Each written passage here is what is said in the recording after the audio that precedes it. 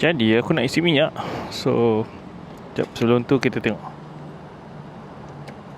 dia ada lebih kurang berapa takut je.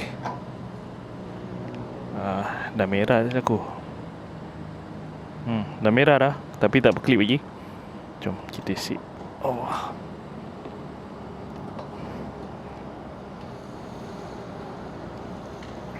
Aku rasa ni lebih kurang 6 liter kah.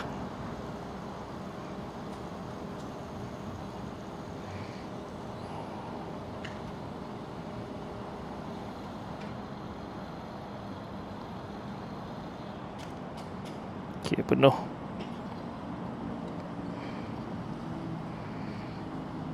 Okay, dah penuh dah, sampai kat brim dia. So ini adalah 7.93 liter. Jom. Dah tutup, lock. Balik tengok.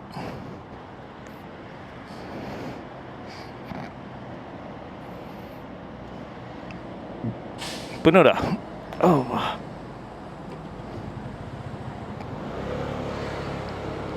So akan reset counter balik. Kena beli air jap.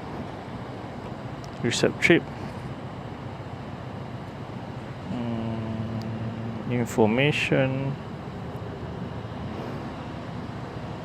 Reset subtotal miles 433.